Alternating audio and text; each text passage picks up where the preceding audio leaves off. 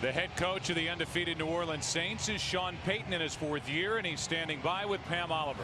Thanks a lot, Joe. Sean, Atlanta's a team that plays you guys very tough. What are some of the things on your list of priority, the highest? Well, the last time we played them a month ago, we didn't do a good job protecting the football, and we didn't do a good job defending the run. So those are two things we talked about going into this game. We were able to come away with the win on a Monday night, but playing here will be a lot tougher. Perfect. Thank you. Thanks, Pam. Back to you, Joe. All right, Pam, thank you, and thanks to Sean Payton for stopping by for that chat. The Atlanta Falcons won the toss. They receive, and so an early look at that offense. There is Chris Redmond. Matt Ryan still out with turf toe.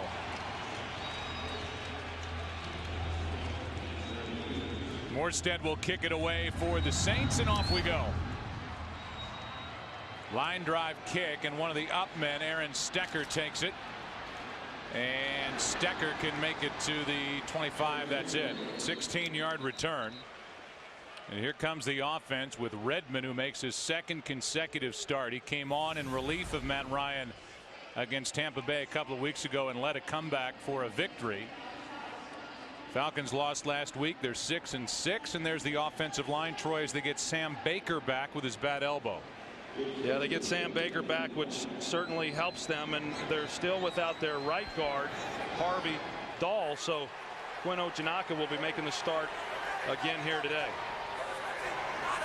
From the 25, and the Falcons start with a run, and carrying it straight ahead is Jason Snelling for 2 yards. Defensively, this is the 18th ranked defense in the NFL, but the stats individually are good. They're number 1 in interceptions, number 1 in fumble takeaways, number 1 in total takeaways, interceptions returned for touchdowns 5.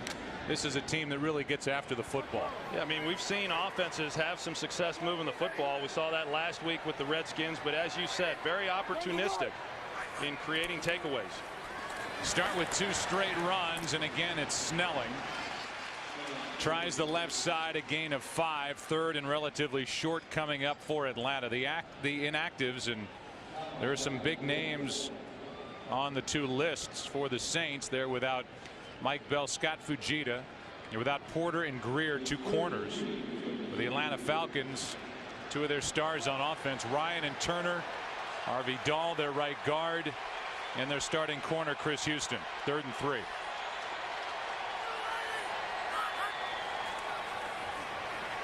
Good pocket for Redmond, and it's Snelling again right up the middle of the field.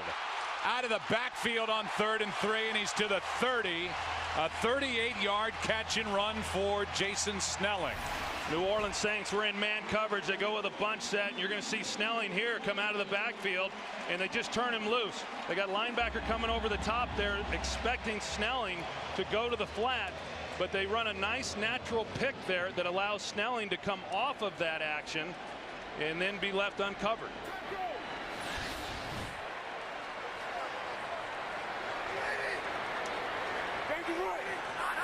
So 38 yards on 3rd and 3, and it's the Jason Snelling show.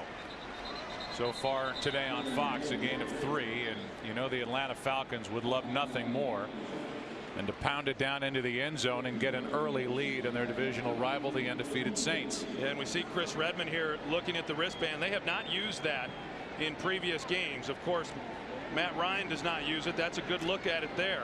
There's 120-something plays that are on that wristband. You can see him going to it now. He says sometimes he calls it in the huddle and then forgets exactly what the play is as he's getting to the line of scrimmage. 2nd down and 7, and the pass is caught. That's the fullback, Mahaley. And Mahaley has enough for another Atlanta 1st down, gain of 8. Go back to that wristband.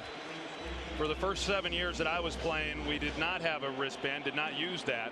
And then in my 8th year we did, and I found it very difficult to use, and the reason is the same thing that Chris Redmond has talked about, is that you call the play in the huddle and you really don't start digesting what the play is that you just called until you start to get underneath center. But they felt that they needed to go to this to clean up some of the calls in the huddle. Handoff is to Norwood, and Norwood gets nada. Jarius Norwood last week, 11 carries, 18 yards against the Eagles. Just 6 carries, 22 yards against Tampa Bay, and he's been playing with a sore right hip. He has a right hip flexor issue, and they say he's getting healthier. They need him to step up and fill the void left by Michael Turner and his high ankle sprain. There's Mike Smith in his second year as the head coach here in Atlanta. 2nd and 10. Handoff back to Snelling.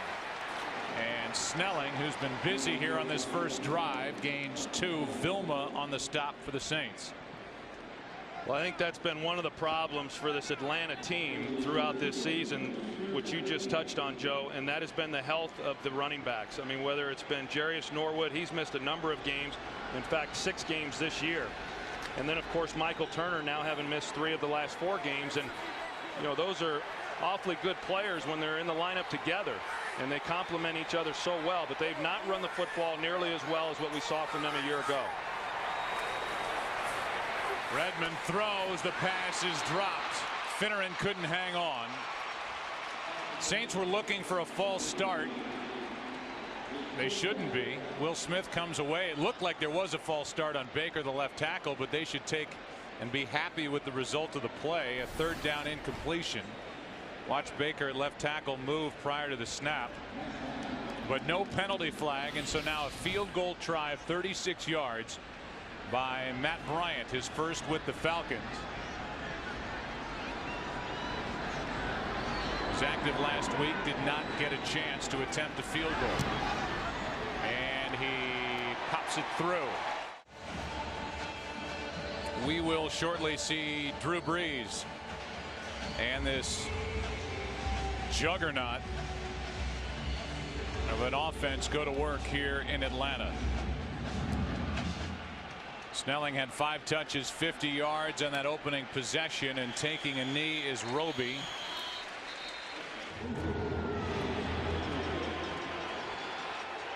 There is Sean Payton in his 4th year as head coach with the Saints. He and Brees took him to the NFC Championship in his first year in 06. Ducking through a tackle is Pierre Thomas, and a good run to start the day for the Saints. 7 yards over the left side. This is the #1 offense in the NFL, just about any way you look at it. And this is an offense, Troy, in general, as you look at the starters and the faces, that has never been ranked lower than 4th across the NFL since Sean Payton took over in 06. Yeah, they're first again this year. 3 out of 4 years they've been the #1 offense in the NFL, and they're doing it this year without their leading receiver from a year ago. Lance Moore has played very little, and that has allowed Robert Meacham to really emerge. First pass is complete to Shockey for a Saints first down out across the 35 to the 37, a gain of 10. And here is the defense, and Troy, this, as we look at it, and it stacks front to back, it's the back end and it's the secondary that really has to worry Mike Smith, the Falcons head coach. They are young and very thin back there. Well, they're without their starter, Chris Houston, and you know, when you get thin in the secondary and then you're playing the New Orleans Saints and they can go 4 and 5 guys out, I mean, somewhere there's a real matchup problem. Brees throws and completes to Colston. Beautiful reaching grab by Marcus Colston in front of Deku, a gain of 20. Yeah, when you got Marcus Colston on a safety, Thomas Deku, I mean, they're going to like this matchup all day long. And you know, what a nice catch there by Marcus Colston. You get used to saying that about these Saints wide receivers. They were working on this exact same route in the pregame warmups. Just great execution. There's the season for Colston, who's averaging over 17 yards per catch. And in a blink, the Saints are inside Falcon territory as they trail by 3. Play action from Brees, who backs up and hits Pierre Thomas. And Pierre Thomas takes it down the sideline, a missed tackle, and he's down inside the 20. Deku missed, and a gain of 25 on a catch and run by Pierre Thomas. Well, here's what happens. They go play action, and they're going to fake the handoff here to Pierre Thomas, and then he's going to come out. Now the Falcons are locked up in man coverage, and so the linebackers got to be able to come out and make this play. And if he's unable to, as we see, then he's off and running. John Abraham is the one who dropped into coverage and was trying to pick up Pierre Thomas, expecting that maybe Pierre Thomas would be staying in and blocking. But so far now we've seen Marcus Colston on a safety, and then John Abraham trying to cover a back. Handoff is to Thomas, right side, and a good play is made by Deku.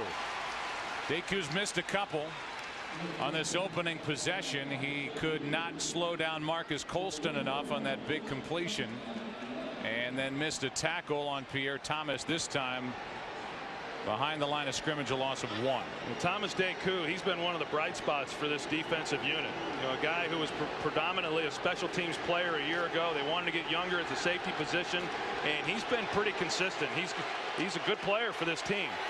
Now this part of the field is where Mike Smith is very concerned. Says we've got to hold them to field goals, and if we can do that, we consider it a successful series. 2nd and 11, and over the middle, pass caught by Reggie Bush to the 15. You know, you start talking about all the playmakers that the Saints have, and you think about Devery Henderson and Meacham, who stepped up, and Marcus Colston and Shockey.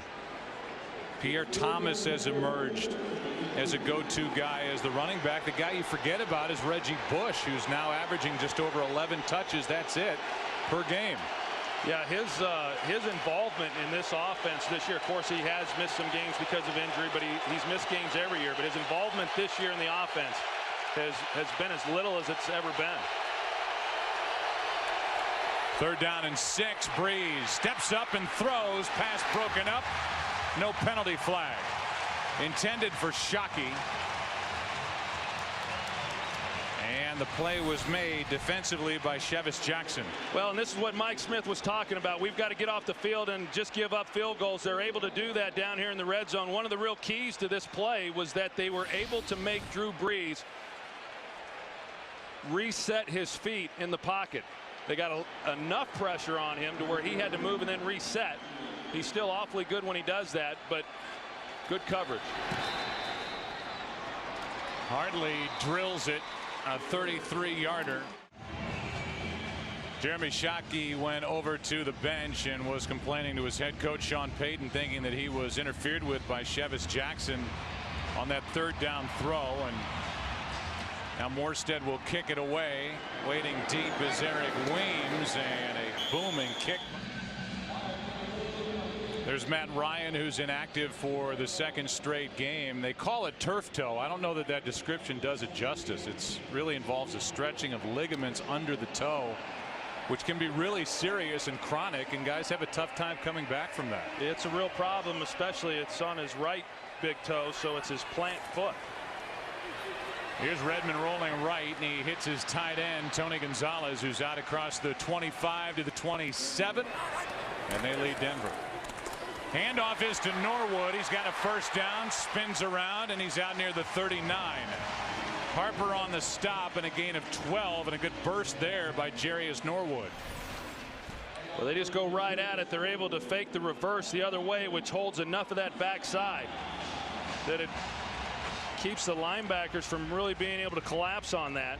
Saints had a chance up front, failed to make the tackle, but you know, we talk about it. Running the football is very important, and it's something that they did very well against this Saints defense the last time these two teams met. In that game, Michael Turner was able to rush for over 150 yards. A toss. Norwood hands it off. That's Weems with Redmond out in front of him, blocking, getting in the way of Harper, and Weems is down to the 30.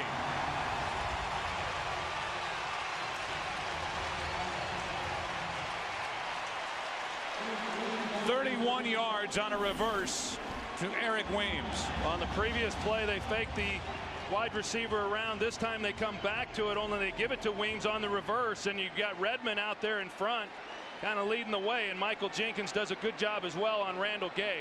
But Weems is the guy who can make some things happen for this Atlanta team. He's got great quickness, excellent speed, and those are the types of plays that offensive coordinator Mike Mularkey likes to call up. 31 yards season long for Weems. Here's Norwood over the right side, and so now each team who had their opening possession stall inside the opponent's red zone came away with 3 points, and it's the Atlanta Falcons moving it right back down the field. Second down and 8, and there's a look at offensive coordinator Mike Mularkey, who's trying to figure out a way to pick apart this Saints defense without his starting quarterback and without his top running back.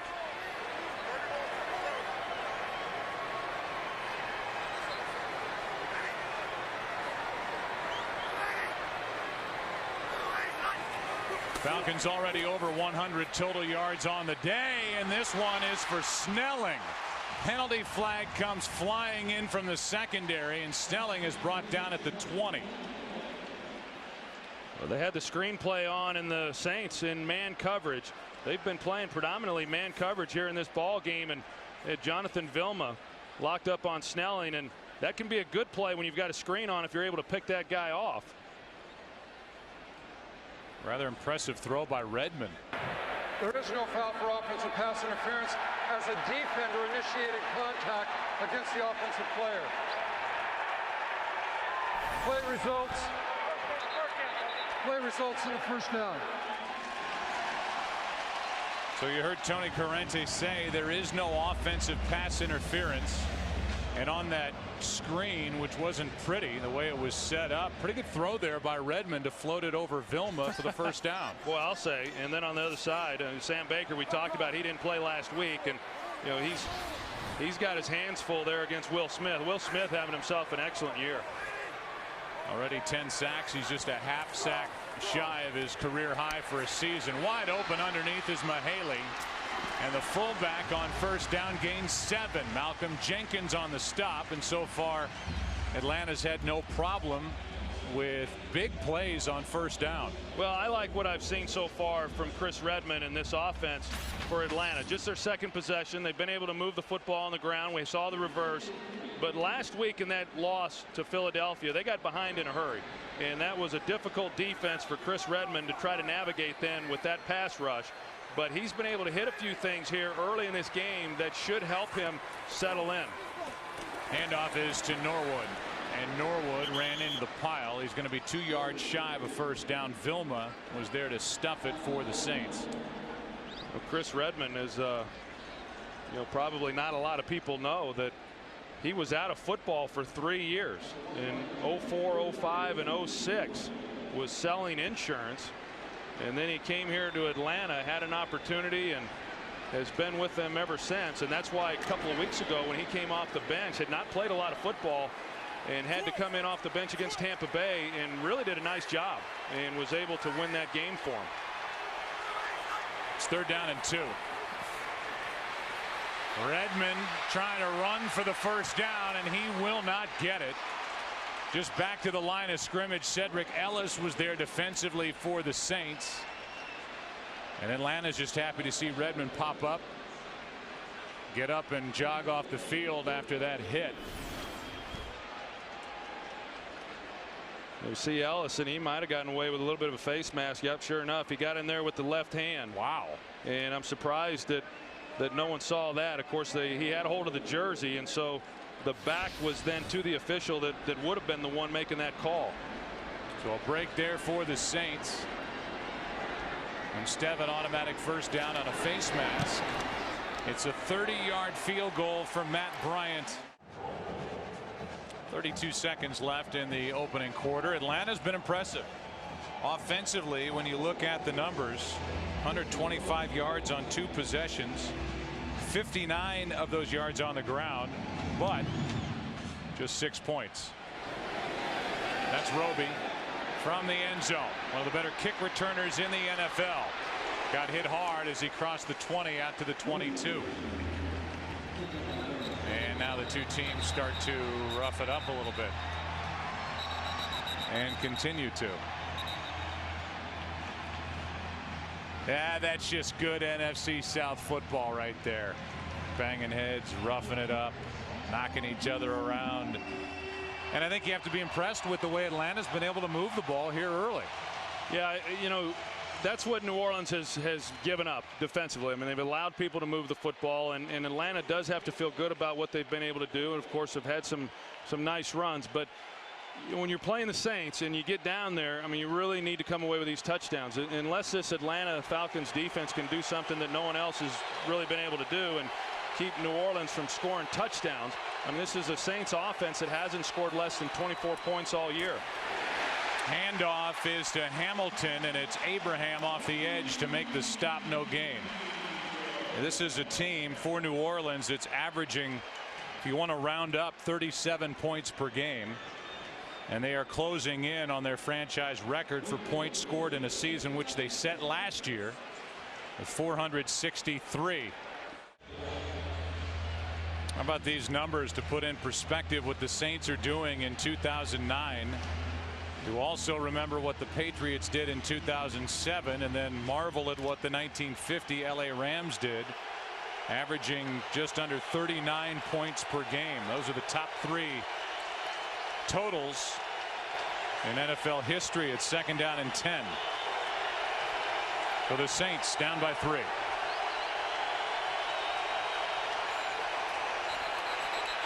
Penalty flag says they blow that play dead. And it's a false start. False start. Offense, number 74. 5-yard penalty. Remains 2nd down. 2nd down and 15. Breeze. Shockey. Well played by this Falcons defense as Shockey is brought down the 23, and John Stinchcomb is down and cannot get up. Stinchcomb came out. Zach Strief checks in at right tackle. It's 3rd down and 8.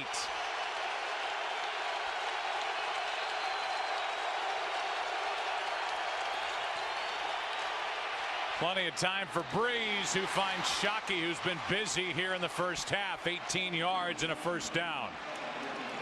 Atlanta that time, they only bring a 4-man rush. They play zone in behind it, and you know it's so difficult. You try to mix it up as best you can. They've got to be very selective as to when they want to bring pressure on Drew Brees, but you can see the protection that he was afforded, and then one-on-one, you know, in the zones with Jeremy Shockey.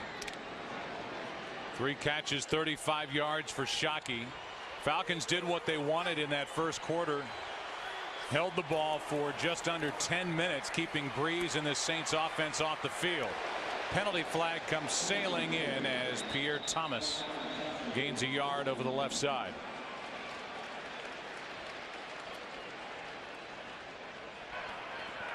Holding. Offense, number 88. 10-yard penalty. Repeat. 1st down. Jeremy Shockey guilty of a hold. You know, Jeremy Shockey, as far as the blocking, that's something that he was asked to do a lot of there at the end of his time with the New York Giants. He's going to be blocking the end of the line right here, and you've got to have a tight end that can do that effectively if you're going to run to the tight end side. But Jeremy Shockey does not do near as much blocking now with New Orleans. Of course, Sean Payton, who was his offensive coordinator when he came into the league, you know, utilizes him very well. He just yanked Chauncey Davis down to the ground. Definitely was guilty of a hold, and now Breeze with Thomas, who was initially blocking. Thomas makes the catch, and he's out to the 37, a gain of 6. You know, one of the good things with what the Falcons have been able to do is they've been able to shorten the game a little bit. This is just the Saints' 2nd offensive possession. You see that they double on John Abraham right there, and you know, John Abraham has had a little bit of a down year. He's only got 3.5 sacks on the year. 2 of those came in the season opener against the Miami Dolphins. But as Sean Payton said to us the other day, you know, he's certainly capable of taking over a game, and they're going to try to keep that from happening. Now, what a lot of teams have done against Abraham is they've run the football at him with some success. 2nd down and 14. Thomas underneath makes the catch and fights for a couple of extra yards in the arms of Chevis Jackson, a gain of 9. As we play here in Atlanta with the Falcons up by 3, 3rd and 4.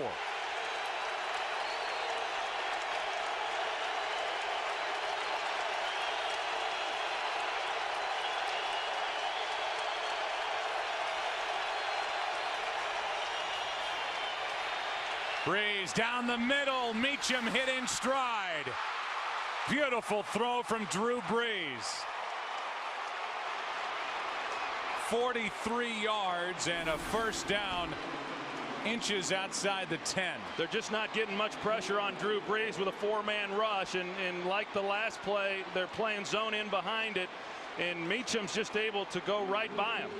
You know, as you can see, Christopher Owens just making his 3rd NFL start. He kind of sits on the route, and Meacham's one of those guys that they like to get vertical. You know, why you would sit on that, knowing that that's the guy you're having to deal with. That for Meacham, his 11th catch of 20 or more yards this season. What a year it's been for Robert Meacham as Thomas takes it to the 9. Brought down by Deku. You've got Meacham, who in his rookie year didn't make a catch. He had knee problems. Didn't get into a ball game last year. He played in 14 games, had 12 catches, 289 yards, 3 touchdowns. And here he is now with the reputation of being a home run hitter on the outside for Drew Brees. Well, this has been his breakout season, and he has made the most of it. Each week they've seen improvement from him, and I know in talking with Drew Brees just prior to this game, I mean, he really likes what he's doing right now. 2nd down and 8, and here's Reggie Bush on a screen, brought down from behind by Mike Peterson. And a penalty flag on the far side of the field at the 9.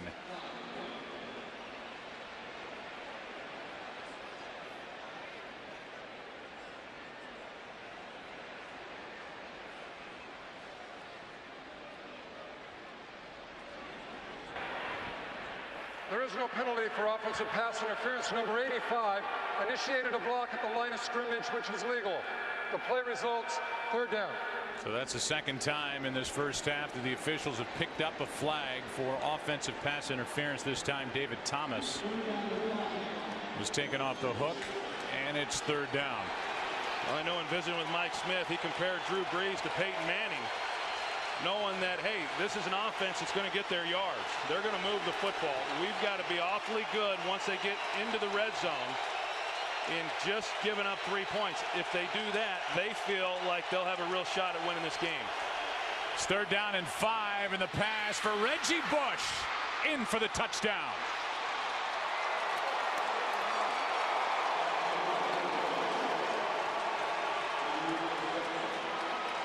Second receiving touchdown of the season for Reggie Bush. His 7th overall. Yeah, Reggie Bush starts in the backfield. It's just an option route. They double the flag route, so it leaves Bush one-on-one, and he's able to outflank then Mike Peterson, and it's just not a contest. I mean, that's no negative against Mike Peterson, but when he's in man-to-man coverage against a guy that has a 2-way break, Reggie Bush is going to win that all day. This game is all about matchups, and Sean Payton found a way to match up Reggie Bush. I'd say a pretty good start for old Drew Brees. 11 of 12 overall, 151 yards, a touchdown, 7 for 7 on that drive. 3 3rd down conversions for the Saints, including the touchdown on 3rd and 5 to Reggie Bush. And no return by Weem. Working on the right big toe and the foot of Shockey on the sideline as the Falcons start at their 20 and hand it off to Snelling over the right side. Snelling's had a nice start to this game, and he fights his way forward for 6. You talked about the 3 years out of the game for Chris Redmond. When Bobby Petrino, Troy, came to the Atlanta Falcons from Louisville, they needed an arm in camp. Redmond had been out of the game for the 3 years, and he said, well, I know Redmond can throw. He was at Louisville, so they brought him in just as a guy to wing it around during camp, and he's developed enough and has established himself enough to be a backup. And now with the injury to Matt Ryan, here he is starting. Yeah, and Mike Smith was aware of him because he was with the Baltimore Ravens while Mike Smith was on that coaching staff. Here's a toss to Snelling, and he spins his way forward for a 1st down to the 31. And I mean, if you look at this game here in this first half and what's happened, the Falcons now with their 3rd offensive possession, they've moved the ball on both of their first 2, and they just stalled once they got down in the red zone and have had to settle for field goals. Same thing with the Saints, only they get the touchdown on the last possession. So, you know, all in all, I think that the Falcons have got to feel pretty good, at least what they've been able to do here on the offensive side. And Chris Redmond, he's settled in as well. Drew Brees having a great game here in the early going, but Chris Redmond playing well also.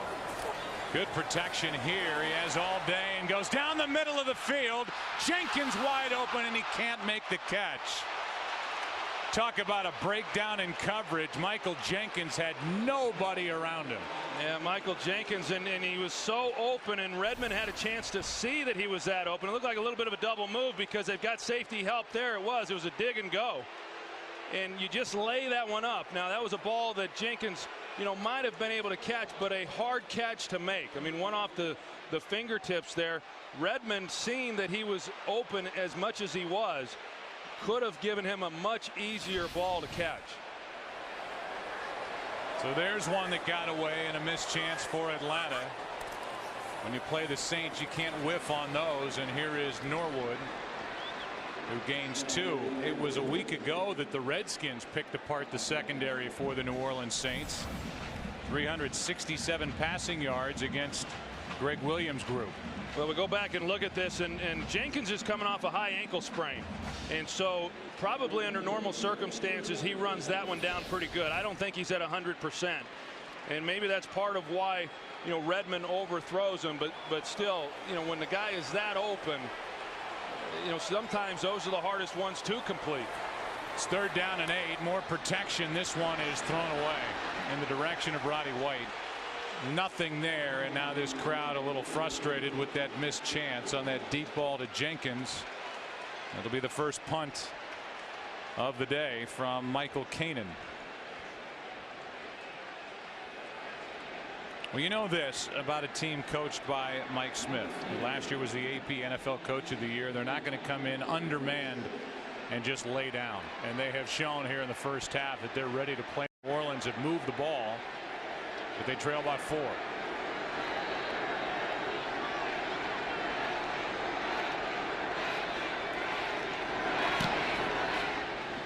Kanan hits a booming punt. Reggie Bush from outside the 10 starts to his right, cuts it back to the left, and goes down the sideline. Good return out to the 35. John Stinchcomb's back in the game at right tackle. They're the offensive leaders for the Saints. Reggie Bush has the touchdown, and here's a pass caught by Colston, and he's got 8. Brett Grimes on the tackle. It's Grimes getting the start at right corner in place of the injured Chris Houston out with a bad hamstring. Well, the Falcons have been reluctant so far in this game to bring pressure, but they do this time. This is the problem, though, when you're facing Drew Brees. He recognizes that they're bringing the pressure, and the ball gets out. Very difficult to confuse him. And he does such a great job of studying during the week and knowing exactly what a defense's tendencies are, and he sees the field so well. And that's one of the reasons why he doesn't get sacked very often. 2nd down and 2, and Pierre Thomas gets about half a yard. All right, so the Vikings are 10-2. Adrian Peterson was held to 19 yards rushing last week at Arizona on Sunday night. Here is an end around, and that's Meacham with room to move. That room closes up a bit before the tackle's made by Nicholas. A gain of 4, but a first down for the Saints. And the Falcons were able to get pressure inside, expecting a handoff up the middle. And that's one of the things that Sean Payton does. I talk about Chris Redmond going with the wristband in this game. Sean Payton, his call sheet, he's got a lot more than 130 plays on that board. I mean, he comes into a game with an awful lot of plays to call from, and he uses a lot of them. And a big part of what Sean does is, some of those types of plays with reverses, the halfback passes, we see it all. They fake and end around to Reggie Bush, and now throw to him, and Nicholas makes the play. A gain of 4. 2nd and 6.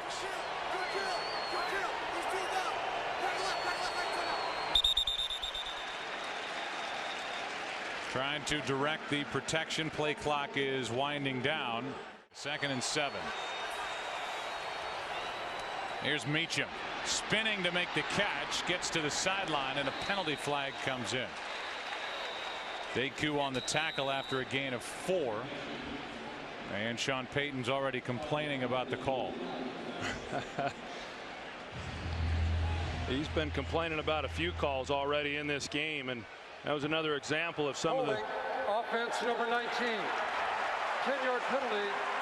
Repeat, second down. That was on Devery Henderson on the outside. Another example of some of the things that Sean Payton likes to get to. He tries to keep this offense from getting too stale. And, you know, one of the challenges that he has as the play caller is coming up with a lot of different things that involve all of the different players that he has. You know, this is a wide receiver group that's very unselfish, but that doesn't mean that they don't want to be involved in the game plan from week to week. And he tries to find different things. And on that last play, we saw the fake there to Meacham, put him in motion, and it was a screen play the entire way. The ball was going to go to him regardless, and Devery Henderson got caught on the hole. It's second down and 17. Blitz coming from the Falcons. That flushes Breeze to his right, and he throws, completes it to Shockey. Catch is made in front of Nicholas, a gain of 12. You see a bunch of Falcons defensive players back here on the ground. I mean, they're in pursuit. They do a good job. Breeze escapes it. They're in man coverage, and just a perfectly thrown ball by Drew Brees on the move under pressure. I mean, that's pretty good coverage right there by Nicholas, but Breeze puts the ball low and away where only Shockey can make a play, and you know that's where you want it as a receiver with that type of coverage. Saints are 4 of 5 on third down in this game. It's 3rd and 5. Looking left all the way, and the pass broken up, but a flag. Brent Grimes interfered with Meacham. Yeah, I'd like to take another look at that one, because from here I didn't really see it. I thought it was pretty good coverage. Defense number 20. Automatic first down. You see that left hand, that left arm got him as he went in on the slant right there. That was a good call there by the officials. We're seeing the Falcons bringing more pressure now. They recognize we're not getting there with a 4-man rush. We can't hold up with a zone coverage behind it. So now they're bringing more people, and they're playing man behind it. And Mike Smith doesn't like that call at all, but it was a good call. And Mike Smith's on the far sideline, so he didn't get a good look at that left arm either. Screaming to the officials to let him play. Here is Breeze rolling right and completing to Henderson.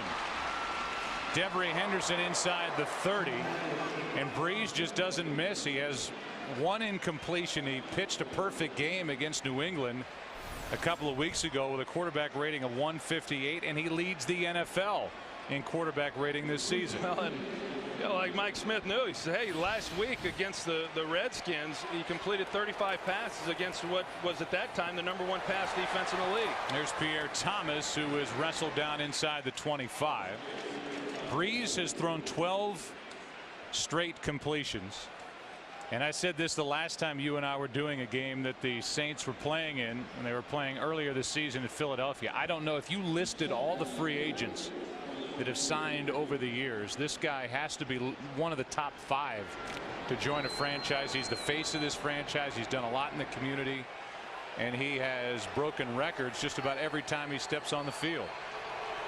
2nd and 4. Pass is quick and complete to Meacham. And that signing, Joe, it was not without risk. I mean, remember the shoulder. It is a first down for the Saints. They're in the red zone of the Atlanta Falcons. And on first down, Breeze looked left, comes back across the middle, and he hits Pierre Thomas. Thomas has another Saints first down. He sets up 1st and goal, gaining 12 yards before Nicholas made the tackle. You know, Breeze dropped back. He wanted to go to Shockey. They had split him out wide to the left, and Shockey's, you know, we showed you know, him with his foot and stuff. He's not moving real well, but they covered him up well, and Breeze does a nice job coming underneath. Here's Pierre Thomas, who takes it down to the 3. Deku on the stop. We mentioned that this is the number 5 red zone offense in the NFL, the Saints. But they're in the red zone more than anybody else. They were 0 for their last 5, 0 for their last 6 before they scored the last time down here on that 3rd and 5 pass to Reggie Bush. It's now 2nd and goal.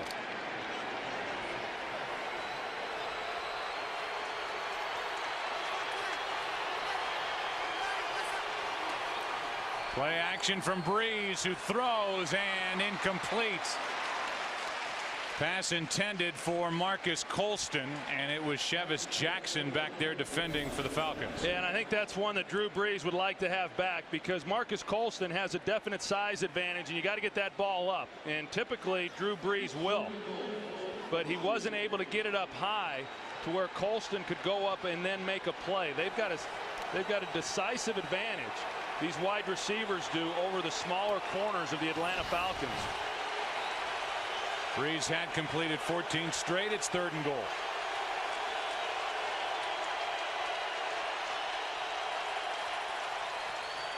Over the middle, that's Colston for the touchdown.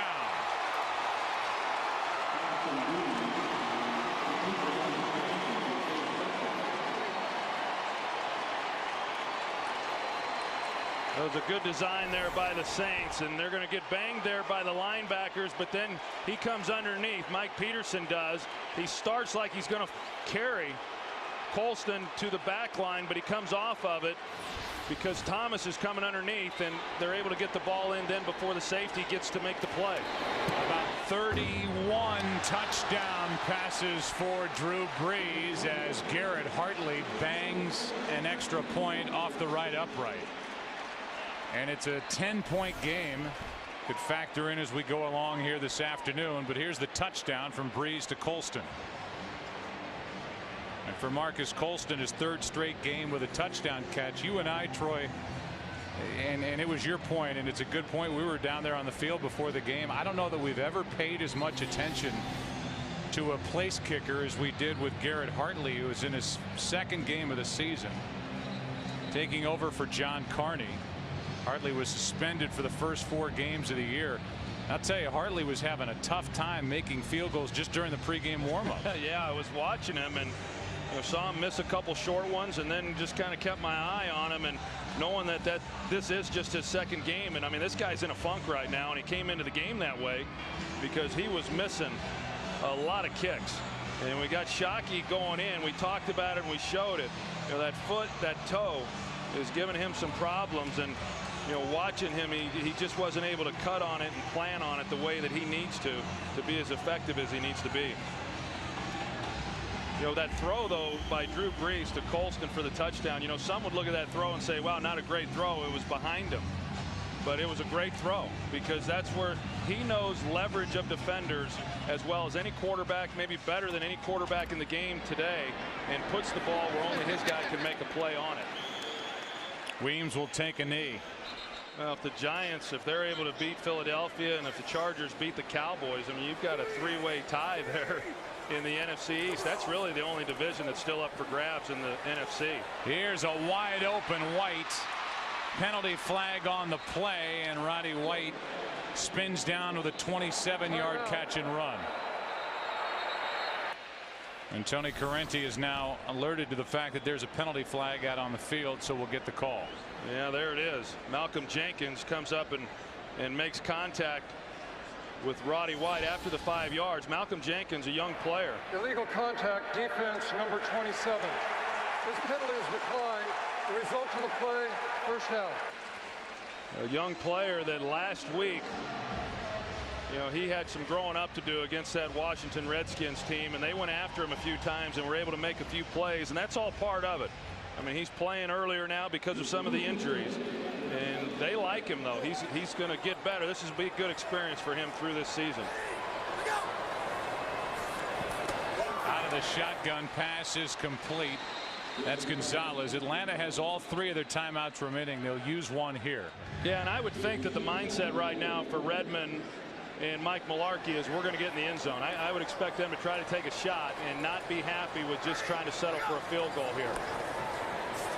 Just a 3-man rush, and over the middle, pass is incomplete, no flag. Marty Booker thought he was interfered with, and no penalty flag is thrown. It's 3rd and 4. Boy, a missed opportunity here. Booker, he gets inside, and against this 2-deep coverage, there was just nobody there. And I think they've got a legitimate argument there. It was Randall Gay in coverage, been playing with a bad hamstring, inactive last week. And And the fact that Randall Gay's playing inside, you know, Greg Williams, the defensive coordinator, said if we put him inside, it's because I feel that he's struggling. Here's a blitz. The pass is caught by Jenkins, and a big first down for Atlanta as they will use another timeout with 28 seconds left.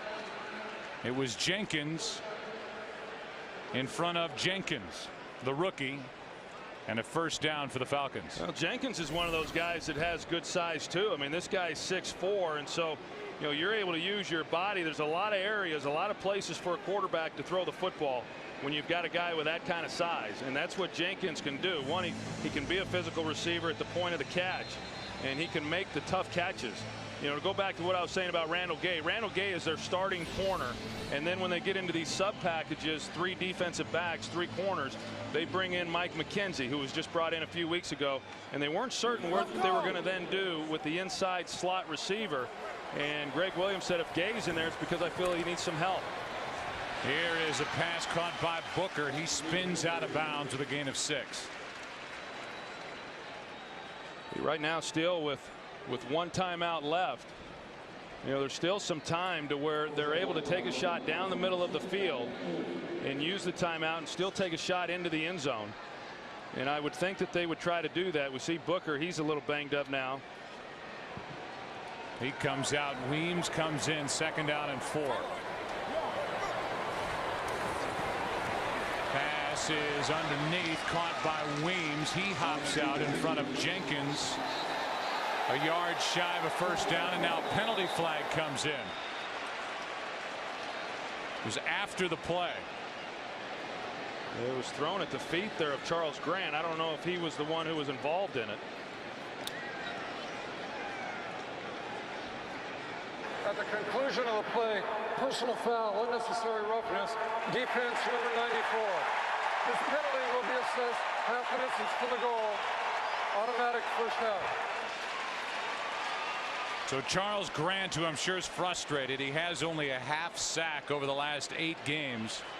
The personal foul, that doesn't excuse it, but it's a big penalty as it takes it down to the 14-yard line. 19 seconds left. Yeah, and you can see Sean Payton, he's not happy about it at all, and nor should he be. When Charles Grant, he got him off the field immediately, and he gave him an earful, because now, you know, they can take a couple shots here with still 1 timeout remaining. Blitz coming from the Saints. Pass is broken up. That's Gay in front of Finneran. So Randall Gay made the play, and now 15 seconds remain. Well, man coverage, and so Finneran's just got to be able to beat him to the inside. If he's able to do that, you can see you fit that ball in, it's a touchdown. But Randall Gay does a nice job there of laying out. Initially, I thought there might have been some contact prior to that ball arriving, but just good coverage on his part. 2nd down and 10.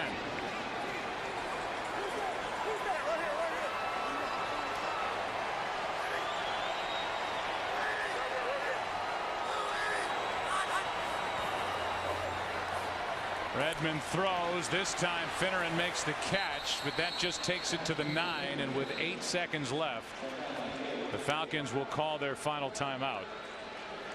And congratulations to Mark Ingram, who won the Heisman last night. Yeah, that was something. I mean, I tell you what was interesting to me, Joe, is was Colt McCoy finishing 3rd. I thought it was a 2-man race, but it was far from it. It's 3rd down and 4. This one to the end zone for Jenkins. And now with just 4 seconds remaining and on 4th down, a field goal attempt coming from Bryant, who's 2 for 2. Well, I think that the Falcons, you know, with such little time on the clock when they got the ball, to be able to come down here and come away with potentially 3 points, they've got to feel good about that. But like we've talked about, I mean, if they make this, it's a 1-possession game. But at some point, they've got to start scoring some touchdowns when they get down to this area of the field. 27-yard attempt by Bryant. And it's a 7-point game. Drew Brees is now just over 30,000 career passing yards as he hands to Pierre Thomas, picking his way through the right side, and gained 4. Good play made out there by Christopher Owens. Yeah, great play made by him, and they've done a good job against this running game for the Saints throughout that first half. They just haven't been able to slow down Drew Brees, but who has? When you look at his numbers and what he was able to do, and of course you listen to Pam Oliver and her conversation with Sean Payton, and at some point you just got to start kind of making some things up, because Drew Brees isn't 19 of 21 because he wasn't getting protection. Pass is complete. That's Colston.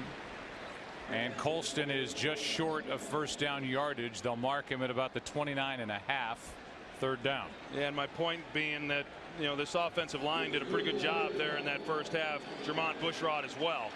Now has Abraham gotten back there a couple times and put a little pressure on him? Sure he has, but they've been pretty good. Handoff is to Reggie Bush. Broke a tackle, gets a first down, still going. Deku on the stop, a run of 19 yards and a missed tackle in the backfield, which allows the Saints to pick up a first down. Yeah, it's Jonathan Babineau, 95, who's able to get the penetration. If he makes a play there on Reggie Bush, then it forces the Saints to punt, and that's what's happened here to the Falcons here in this game, is they've just not been able to make a play when they've been in position on third down to end these drives.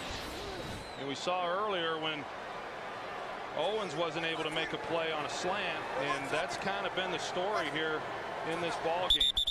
That's now 6 consecutive third down conversions by the Saints.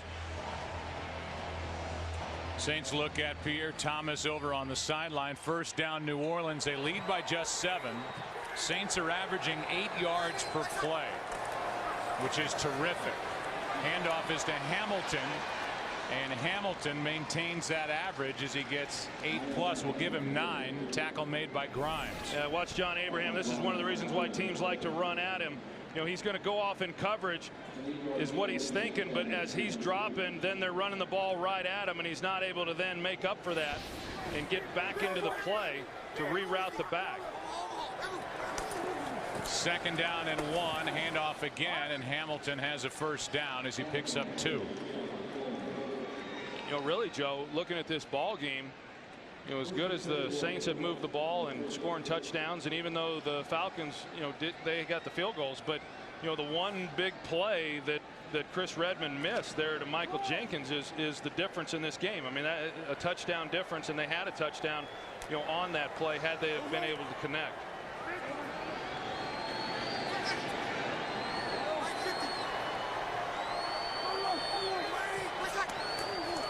First down, Saints at the 40. Hamilton doesn't get much. Give him a yard over the right side. Babineau made the play. He whiffed on that Reggie Bush tackle on third down moments ago. Babineau was arrested and charged with marijuana possession on Thursday night.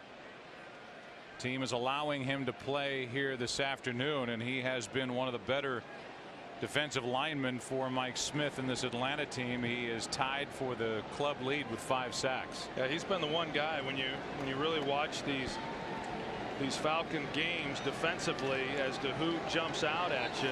Babineau along that defensive front is one of those guys that has. Second down and 9, and the handoff is to Reggie Bush. Towel goes flying, and Bush is just inches short of the 30. They're going to give him progress, little extra. Now they move it back, and it'll be just short of first down yardage. Peterson made that tackle for the Falcons. A pretty good movement right there by that offensive line up front, and this is a group that we talk about it from time to time. Not a group that gets a lot of acclaim, primarily because they're overshadowed by these receivers as well as Drew Brees and how prolific they are throwing the football. But these guys have always been good in protecting Drew Brees, and this year they've been really good running the football as run blockers. Here's Hamilton in the backfield, cuts upfield, has a first down. Flag comes in. Lionel Hamilton been busy on this possession, got 5. We'll check the marker. Holding, offense, number 64. 10-yard penalty. Repeat, third down. That's an extra tackle. Zach Streif, who was along the offensive line, guilty of a hold.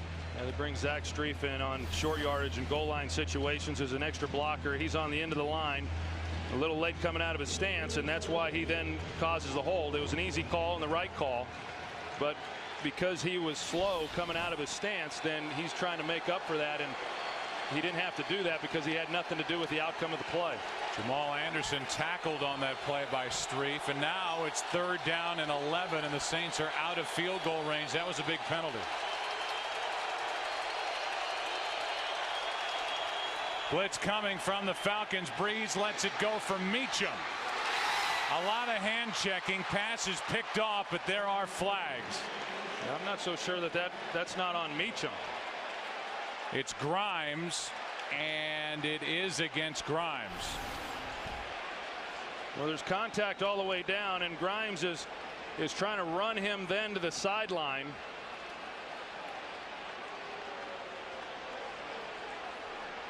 The initial indication was against Grimes. Pass interference, defense, number 20. Automatic, first down.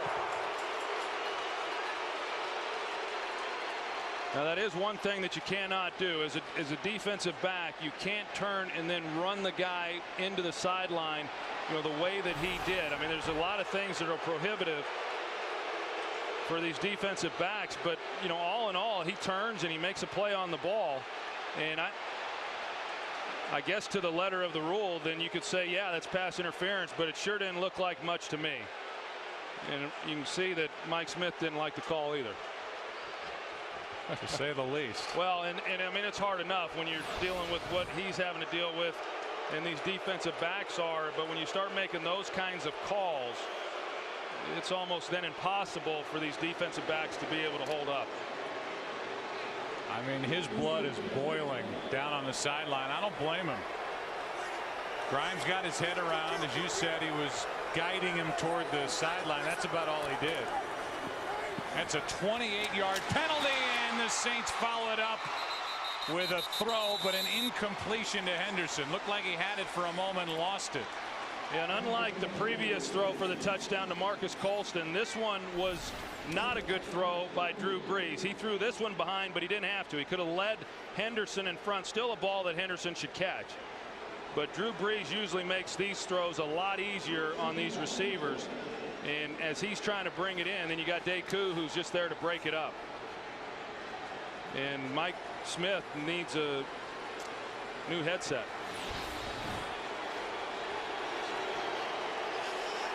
Second down and 10. Ball comes out. Reggie Bush got back on top of it. Knocked out by Abraham. Falcons say they have it, but the official and Tony Corrente saying it stays with the Saints. And take another look. It looked like Bush got back on top of it. There's the forced fumble by Abraham, and Reggie Bush. Well, that ball's out, and now he's back on top, and clearly he had it. Well, that ball just came right out of his hand without any contact. I mean, we've seen Reggie Bush put the ball on the ground before, but that time without anybody around him. I don't know if the ball just didn't get seated properly or not, but yeah, good call. A good call by the officials in saying that Bush was able to make the recovery. Third down and 19. This is a screen for Reggie Bush. Lets the blockers get in front of him untouched. Into the end zone, and his second of the day.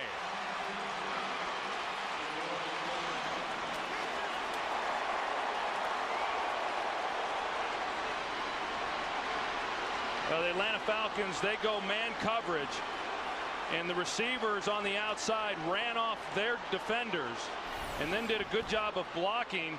And then there had to be someone in man coverage on Reggie Bush, but they brought the blitz and nobody then peeled off. It looked like Mike Peterson might have been the one who was locked in man coverage. He came on the blitz, nobody then in coverage on Bush, and an easy touchdown. New Orleans Saints are 12-0, leading here by 14 points. 10-play drive covering 80 yards. Reggie Bush with a 2-touchdown day. And with 9:11 left in the third quarter, the Falcons about to get it back. Another booming kickoff by Morstead. You know, I said it was Mike Peterson who was in coverage. It was actually Eric Coleman who should have been in coverage then with Reggie Bush, and he continued on the blitz, which is why Reggie Bush was as open as he was. And they were in man coverage on the outside, and as you see, you've got Colston and Meacham running their defenders off, and so they've got their backs then to Reggie Bush at the time that he catches it. They just happened to call it up, and then one mistake and an easy touchdown. Here's a handoff to Norwood, and Norwood's out to the 25.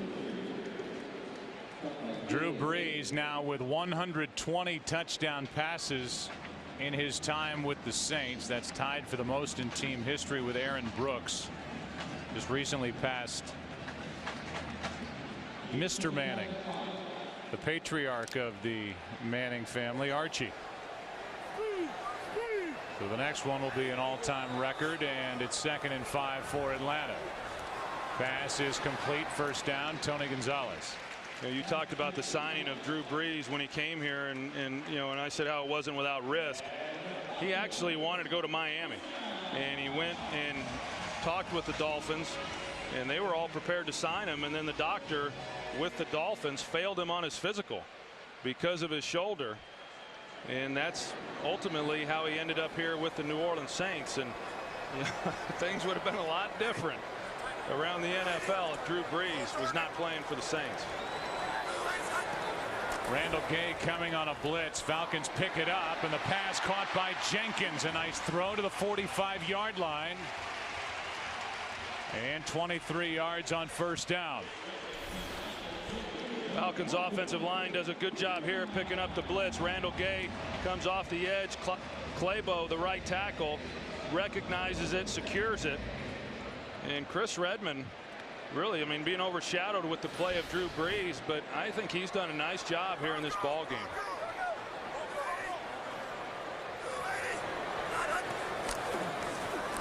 On first down, handoff is to Norwood. Nice cutback. Penalty flag on the play as Norwood is down to the 25. Holding, offense, number 76. 10-yard penalty.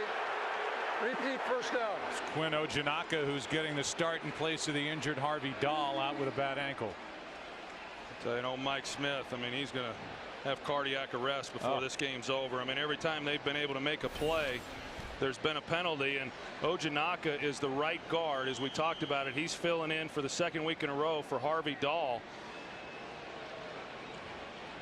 You know, and he's got a hand on him, and you know what happens a lot of times is, as an offensive lineman, when you get in bad position and you get lazy with your feet, and the first thing you start doing is clutching and grabbing, and that's what we saw from Ojanaka on that play.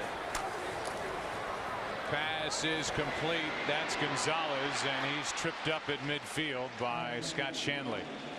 A gain of 5. Time of possession in the first quarter was dominated by Atlanta. Since then, it's been pretty much all New Orleans as they lead by 14 points. Penalty against Ojanaka. Instead of having a first down at the New Orleans 20, move the ball back into Atlanta territory where they now have 2nd and 15. The ball at midfield. Another blitz from Randall Gay. He doesn't get home, and here's Jenkins down the middle. Touchdown Atlanta. No flags.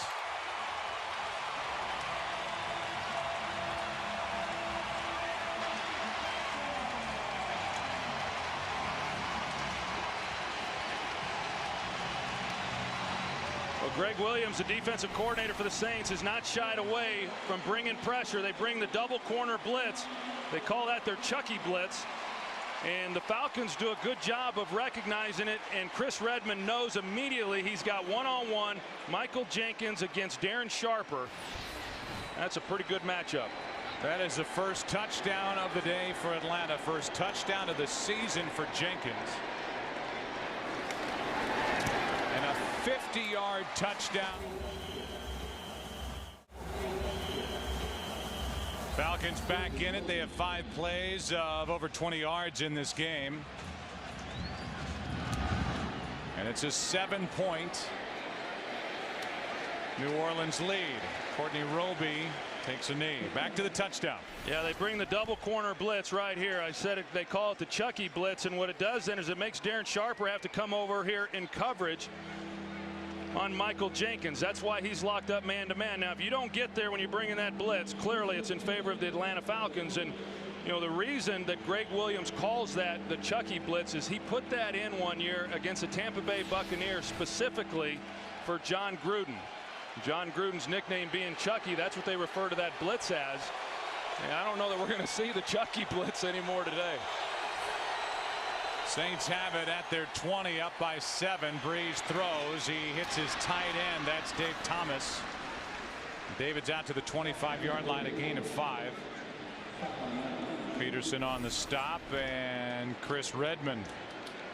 He's had a nice day. Well, he sure has. And you know, after a difficult game last week, and you know, it's good to see, and I was happy for him, as I said earlier, coming off the bench there against Tampa Bay. This is a young guy too. I mean, he's out of football, as we said, for 3 years, but he's just in his 7th season, and I'm sure that, you know, if given the right opportunity, he wouldn't mind getting a chance to play a little more in this league. 15 of 21 for 280 yards. Here is a pass complete. That's Meacham for a first down. A gain of 10. You know, the one thing about these backups is it's a good job until you have to play. And then if you play, you better play well.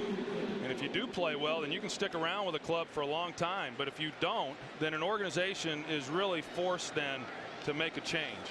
You know, if you've got a backup that's proven that he hasn't played well, you know, there's no way you can then go back into the following season with the same guy. And Chris Redmond is showing that, you know, he could be a good backup for Matt Ryan for a few more years to come. On first down, it's Reggie Bush. Has had a nice day. I was going to say, just when you think you don't have to worry about Reggie Bush anymore, he's had 4 big plays. A 19-yard run, a 21-yard touchdown catch, a 6-yard touchdown catch, a 23-yard punt return, and now on first down, a gain of 7. And he came in with only 1 receiving touchdown this season. He's got 2 today. Well, he's got unique skills, as we all know, and for the most part, I think the Saints have done a good job of utilizing him the best way that they can. He's made some big plays here in this game. Second down and 3, and the handoff is to Thomas, and Pierre is brought down short of the first down. You know, we saw it last week in the game with the Saints and the Washington Redskins. That game goes down to the wire. The Saints find a way to win. We've seen it with the Colts.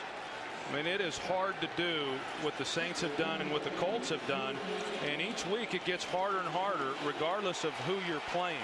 And the thing that the Falcons have done a good job of here today is continuing to keep the pressure on this Saints team and not let them run away with it. Saints have converted 7 consecutive third downs. Third down and 1, and Breeze can't find anywhere to go, and now throws incomplete for Shockey. And the Falcons defense holds on 3rd and 1. Well, that's a good job there by Atlanta defensively, because Drew Brees had time. And when he's had time today, he's found people to get open, but this time there wasn't anyone. They do a nice job all across the board of locking up. I mean, just a 4-man rush, but Brees just had nowhere to really go with the ball. Lofton's able to come off of that one and provide help late, but a much needed stop there by that Falcons defense. First punt of the day for Morstead.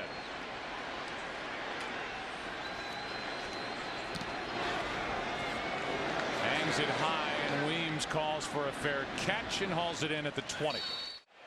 Let's step back and look around the league, shall we? Peyton Manning and his numbers, 3 touchdowns a pick. Andre Johnson.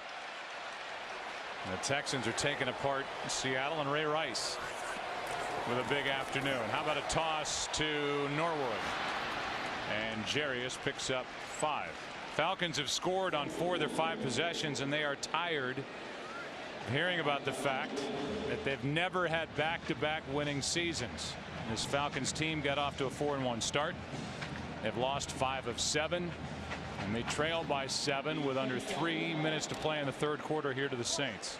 And we're still seeing Chris Redmond, you know, going off of that wristband, and by all indications it has cleaned up the communication in the huddle, which is what they were trying to accomplish. Play action. Redmond flings it for Roddy White. And White is knocked out of bounds with a gain of 14 yards by Randall Gay. Falcons have had a couple of big plays, but for the most part it's been some dinking and dunking that have really, I think, put together a nice offensive day for Atlanta. Yeah, that's kind of been them all season, and they got the big play to Jenkins, as we saw. But in the running game a year ago, they were one of the best at creating big plays. This year they just haven't had those. Here's Norwood. Norwood to the 45, picked up 5. Last year it was Michael Turner, who's still out with a high ankle sprain, with over 1,600 yards rushing and 17 rushing touchdowns. Went to the Pro Bowl after his first year with the Atlanta Falcons. Yeah, last year they were second in the NFL with 69 runs of 10 yards or more, and this year late in the season they only have 32, and that puts them at 19th in the NFL. So a dramatic decline there in their production running the ball. 2nd down and 5, and that one was for Snelling off his hands. Vilma was in the middle of it, number 51, the middle linebacker for New Orleans. It's 3rd and 5.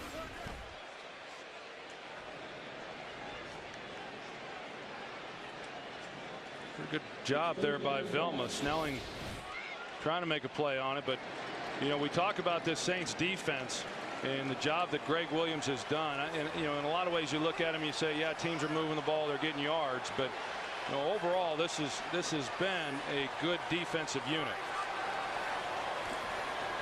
4-man rush, the pass for Finneran down the sideline, caught it. A spinning catch for 19 yards.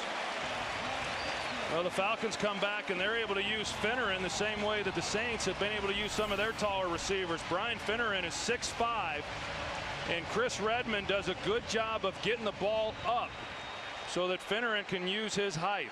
Randall Gay was in a trail position and he's not looking at the ball, and Redmond just gives him a chance, throws it right over the top of the head of Gay, and what a big first down.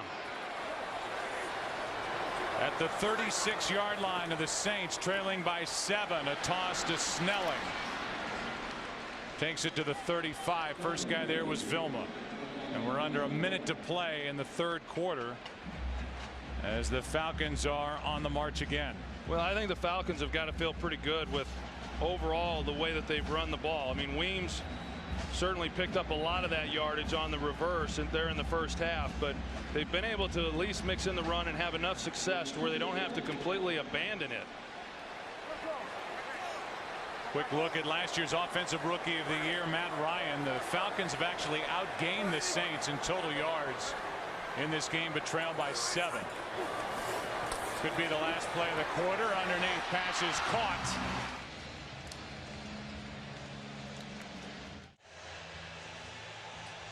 Well, the Saints have absolutely dominated the 4th quarter this season. A big reason why they are 12-0. 3rd down and 1 for Atlanta. And I would think that against the Saints, this could be 2-down territory, make it 4-down territory in essence. You've got 2 downs here to get a yard and continue this, trying to get it into the end zone. No doubt. And knowing that, and Mike Mularkey knowing that, I'm sure that was discussed, you know, as they changed to the 4th quarter. And if that's the case, then clearly I would think you come out and you run the ball, feeling that your offensive line can get enough here to pick up the first down if given 2 tries, if they need a 4th try. Handoff to Snelling, doesn't matter. First down as he plows ahead to the 22.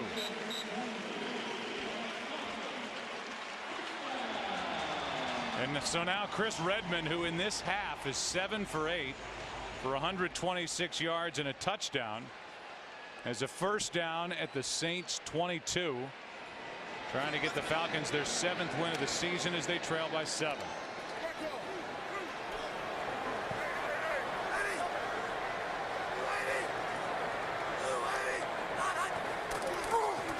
Toss to Norwood. Looks like he was thinking about throwing it. Now he cuts up field and picks up a yard. Charles Grant was out there to make the stop. Yeah, initially Charles Grant, they were able to get him, but because the Saints were up in press coverage, they just weren't able to quite get on the edge with that play.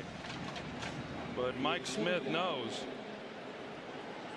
that at this point in the ball game, I mean, a field goal would be nice. It's been a nice drive, but overall the Falcons have been pretty good down here in the red zone this season. 10th play of this drive. It's 2nd and 9. Blitz coming. Redmond throws. Pass complete. Gonzalez has a chance to run. 1st and goal. Ball came out, but he was clearly down just as he crossed the 5-yard line. Well, the Saints decided to bring pressure, and so they were all one-on-one. And they were one-on-one here with Tony Gonzalez and Darren Sharper, and Gonzalez is able to make him miss. Normally when you got a guy running like that, someone can come in from behind and knock it loose. Vilma makes the tackle, but the ball comes out after he goes to the ground. And see if it came out before he was actually down, and he was clearly down before that ball got loose. 1st and goal. Snelling powers his way for the touchdown.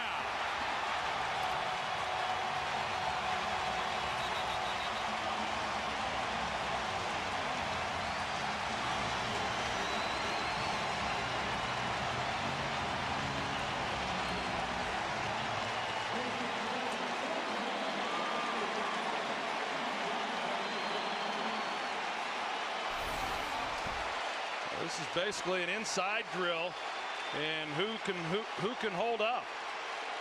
And that offensive line for Atlanta, they were able to get enough of a push, and a good drive there by Atlanta to tie this thing up if they're able to get this extra point. Remember a missed extra point by the Saints earlier in this game.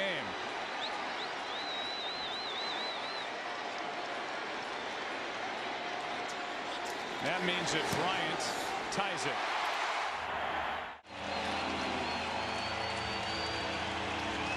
Snelling pounded it in from 4 yards away. Chris Redmond has really put together a nice afternoon. An 11-play drive. 79 yards in this game is tied at 23. And now the high-powered Saints offense will get it back. This one will be returned by Roby. And Roby cannot get to the 20.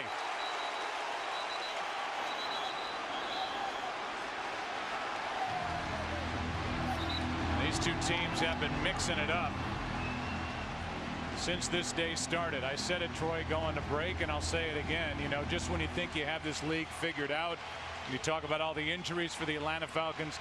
They deserve a lot of credit for not mailing this one in today. They played hard, and they've now tied the game. Well, there's no doubt, and they're doing it with a lot of guys that are banged up. Of course, the Saints are as well, but the big play in this game, the touchdown over the top to Jenkins at a time when the Saints looked like they were about to run away with this thing, gave them some confidence. Now, you touched on it, Joe. The Saints, and more importantly, Drew Brees, the #1 rated quarterback in the 4th quarter. This is not uncharted territory for them. Brees rolls out and hits Henderson, who drops it. Coleman got there late. Devery Henderson had it for a moment and lost it. Let's go back to what is now a key play. The missed extra point by Garrett Hartley. And now the 2nd-year pro out of Oklahoma. Sure, that's running through his mind in what is a tie game with 12:47 left. For Hartley, only his 2nd week active. Brees over the middle, hits Colston. And Marcus Colston has a Saints 1st down. There have not been easy games every week. The Saints team has been tested. They trailed a Miami club 24-3, down by 10 after 3 quarters in that game, won it by 12. Last week trailed 30-20 in the 4th quarter. Redskins missed a 23-yard field goal with 1:52 left, and the Saints won in overtime. They were challenged by Carolina, but they're 12-0 and tied with a 6-6 Atlanta Falcons here. Handoff to Pierre Thomas, and on 1st down he gets 9. another first down for the Saints. Again, it's Pierre Thomas. He gets 5 here. Tell you, so often, you know, in the past, Drew Brees has had to be the guy who's moved the chains for this Saints team, and you know, a nice luxury when you're able to run the ball the way they have this year, and particularly on this drive. They come out, you know, they get the first down, and on first down they pick up 9 yards. They come back with it again. This is an entirely different offensive attack from the one we've seen in previous years. That's David Thomas, the tight end, in motion. Brees finds him. And number 85 is out to the 47. Stephen Nicholas made the stop. Down by a point in the 4th quarter there. 2nd down and 6 for the Saints. Brees throws. That's Colston. How much forward progress? It's enough for a first down. Grimes on the stop.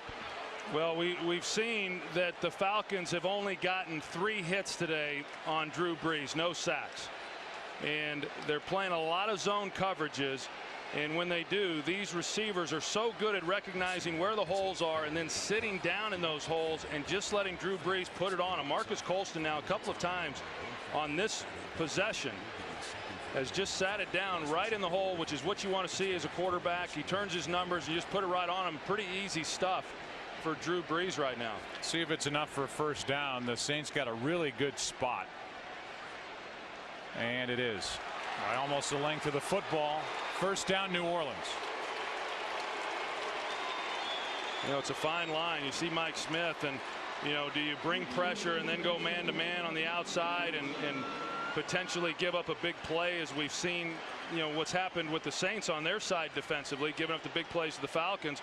Or do you methodically make them go down the field? And you know, where this spot was, you know, his question, you know, right there, he started to extend it, but I don't think he ever got close to it. He could have challenged that one. I agree. Really wasn't that close as Reggie Bush gets it to the 45. Abraham on the stop, a gain of 2. So instead of 3rd down and a foot or so, it was a first down, and now it's 2nd down and 8. Yeah, and in a game like this, of course, a tie ball game, and you know, do you want to challenge that and risk losing a timeout when you may need it, thinking that, well, on 3rd down they would more than likely pick it up anyway? I mean, those are all the things that have to factor in before making a challenge. On 2nd down, Brees to his left, slings it out to Henderson, who's got another Saints first down.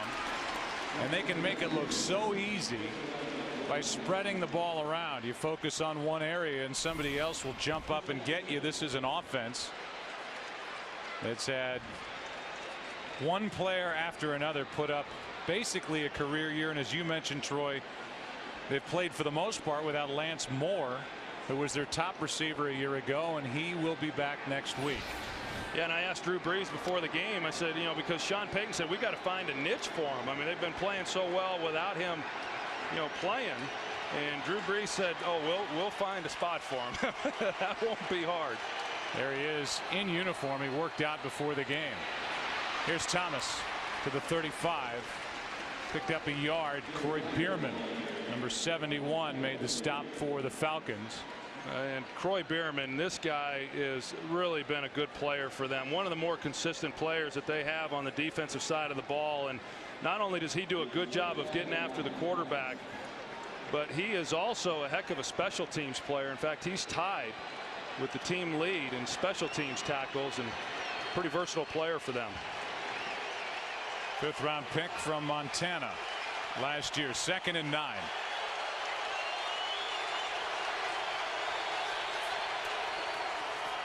Here's Reggie Bush. Big hit. That was Deku. Gain of 5, and it'll be 3rd down coming up for the Saints, who are in field goal range for Hartley. You know, Dave Thomas, he's been having to take on that fullback role because of Heath Evans going down, and he does a good job securing the edge. And the one guy then you can't block is that guy right there, Thomas Deku, the safety. And he has to be the one who comes up and fills the hole and makes a play, and he did it nicely there. 3rd down and 4.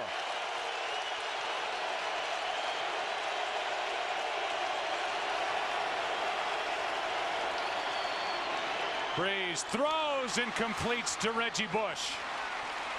What a nice day for Reggie Bush, who played last week for the first time after missing a couple of games with a bruised knee. And number 90, Lawrence Sidbury, he tried coming off the line of scrimmage and tried to be in coverage there on Reggie Bush, mixing it up. And then, of course, you got Nicholas coming over the top. It looked like Sidbury was supposed to try to get a jam on Reggie Bush coming out of the backfield and just was not able to do that.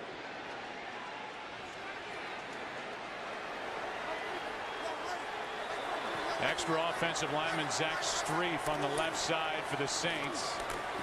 This is Pierre Thomas, takes it right up the middle, gain 2. There was that last play on Sidbury right here, and you're going to see Reggie Bush, who then comes out of the backfield, and he wants to try to get a jam on him. He fails to, but he was getting some help by Nicholas over the top.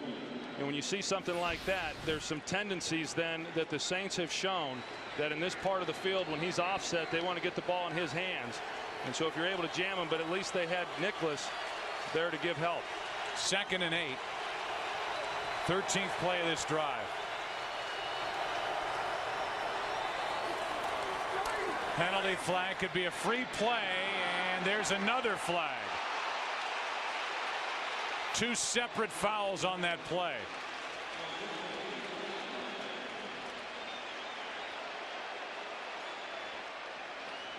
Looked like David Thomas, the tight end, was interfered with. There could be an offside at the beginning of the play as well.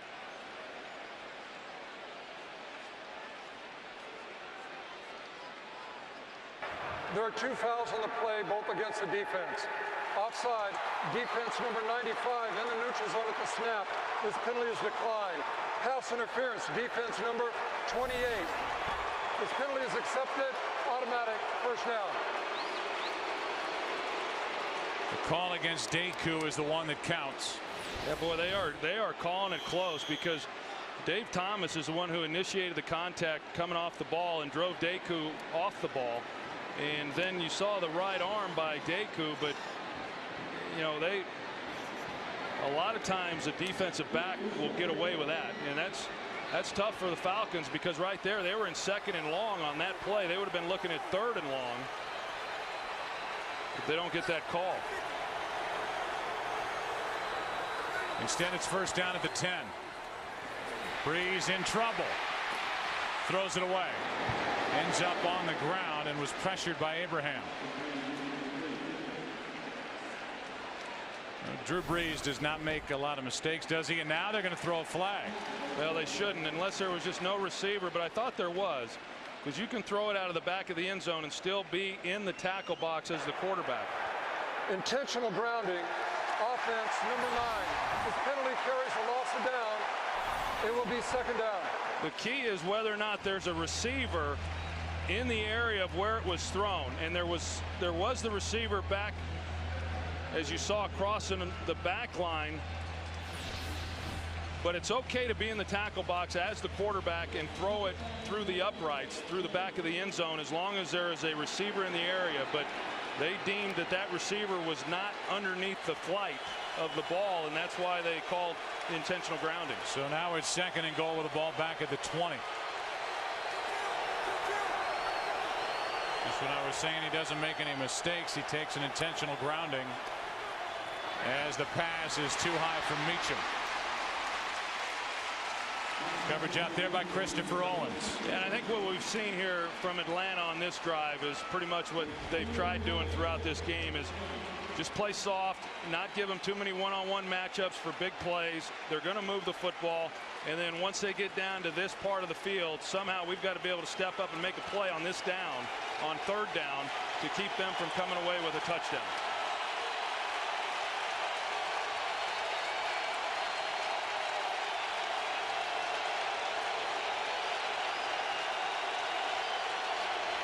On 3rd down and goal, it's Pierre Thomas, and the play is made by Chauncey Davis.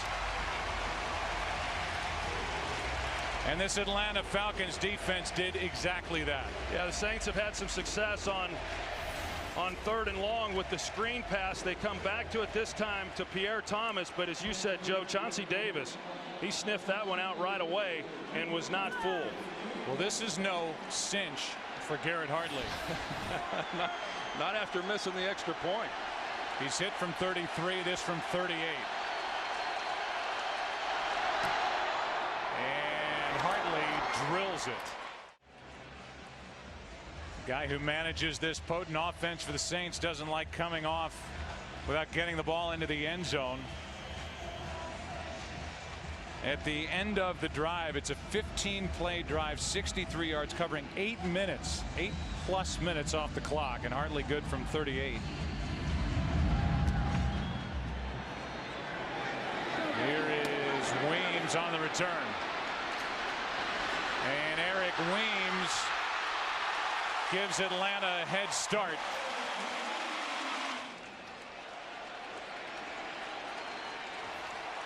Falcons will start with a wildcat from their own 36, and they reverse it to Weems. Nothing there, and the play's made by Randall Gay. What a start to this drive for the Falcons as they trail by 3, a loss of 12 yards. Yeah, that's not what they needed. They try to come with the wildcat, give it to Weems, and the Saints are waiting for it. And so here you've got good field position to start this drive, and you take a huge loss on 1st down. That's one Mike Mularkey would like to have back. This is a Falcons team that's been able to move the ball during the course of the game against New Orleans, and now the first turnover of the day as Vilma gets the pick. And just like that, the Saints are so much closer to a 13-0 start. Well, it goes back to the 1st down call, because now you've got a quarterback that feels the pressure to try to get the ball down the field, and then you've got a linebacker in Vilma that isn't going to respect any kind of play action. He's dropping back, knowing that they've got to get the ball down the field, and he undercuts the throw. I'm not excusing the throw here. Chris Redman's got to do a better job of seeing that. But that sequence of 2 plays there was all set up by what happened there on the 1st down wildcat that lost so much yardage.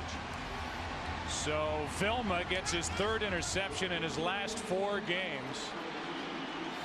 And for some reason, the Falcons started that possession with the wildcat, used it for the first time today, and that could be the beginning of their end in this effort against the Saints as Pierre Thomas carries it for 5. The Saints are closer to 13-0. The Falcons are closer to a 6-7 record.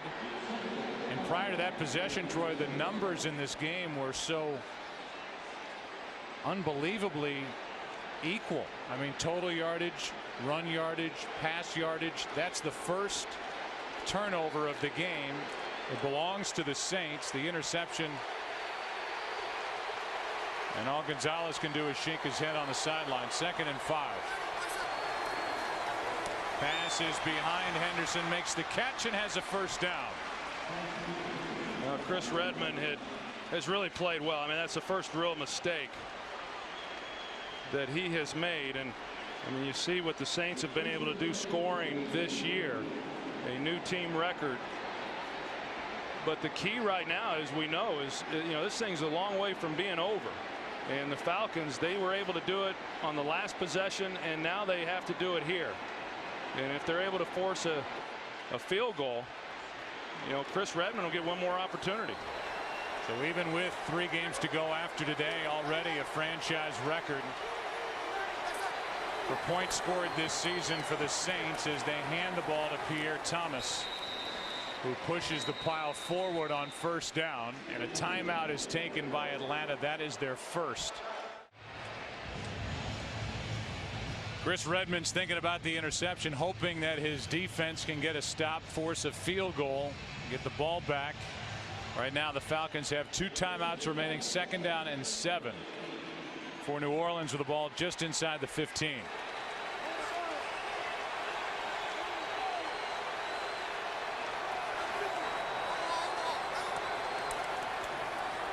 Play action from Breeze, who flips it forward, incomplete for Pierre Thomas. Boy, Abraham gets some good pressure. Jermon Bushrod is expecting a speed rush to the outside, and you see him right here. Here's Jermon Bushrod, and then John Abraham starts up the field and comes underneath and is able to get the pressure then along with Babineau. Well, that incompletion stops the clock with 2:18 remaining, and a big third down coming up here, 3rd and 7.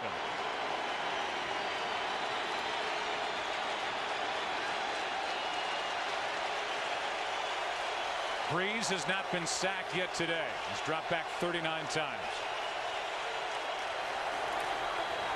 Down the middle, pass incomplete for Thomas. And so the clock stops at 2:14. The Falcons defense gets a hold, and at worst it's a 6-point game. It was a great job there defensively by the Atlanta Falcons. You know, you come in and you've got the #1 scoring offense in all of football, and you give them a short field after the interception, and you have to make a play, you have to force them to a field goal, and they're able to do it. Great job by that defensive unit. 33-yard try.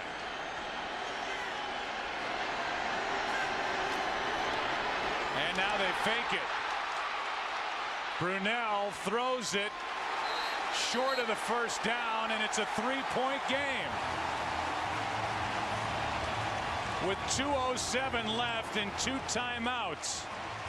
Pass intended for Dinkins, but I don't understand the decision.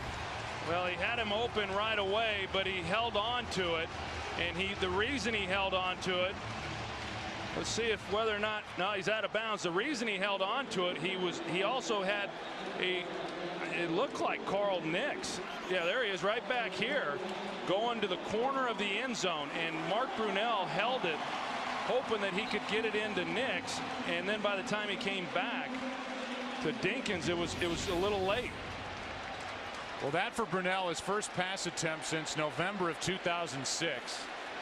But instead of forcing Atlanta to get the ball down the field and into the end zone, now the Falcons are just a field goal away from tying this game with 2:07 left and 2 timeouts. Redmond, another lease on life. Snelling in the middle of the field is out to the 33-yard line. And that'll take us to the 2-minute warning.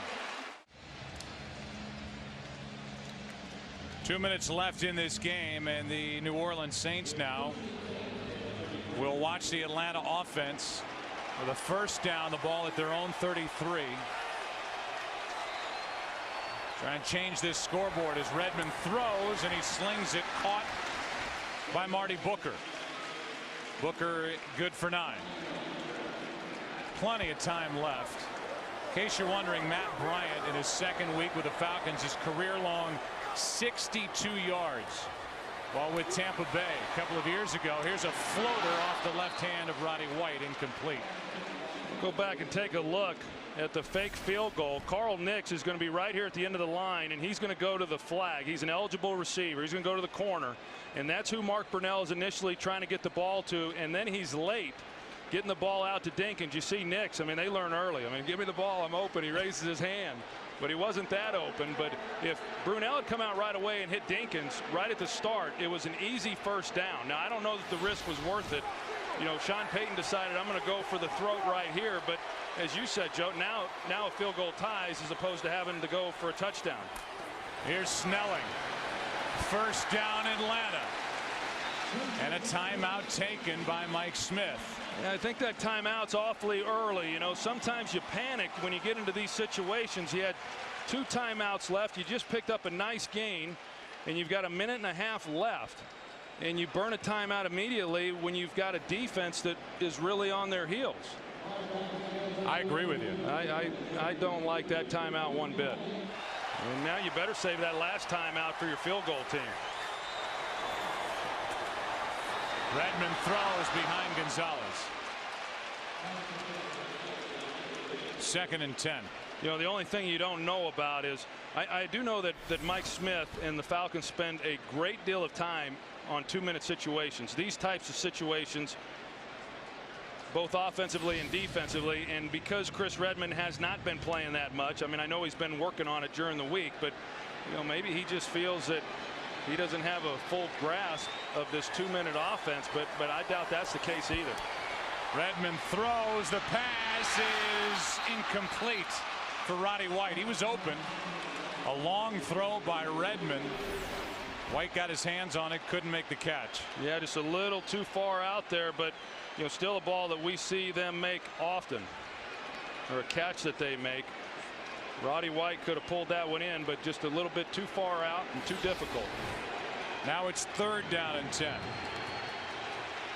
Saints are 1 win away from a franchise best 13 wins this season, a 13-0 start, and a first-round bye in the playoffs. Redmond sideline. Gonzalez makes the catch, and he is wrestled out by Shanley. It'll be 4th down. They were a little confused. The Saints were defensively as to how to handle Tony Gonzalez. He split out, and initially nobody went out with him, and then eventually Shanley did, and they got the one-on-one matchup. Now it comes down to this. A 4th down play. It'll be 4th and a couple. Well, usually in this situation, they're still looking for Tony Gonzalez, and he's right here.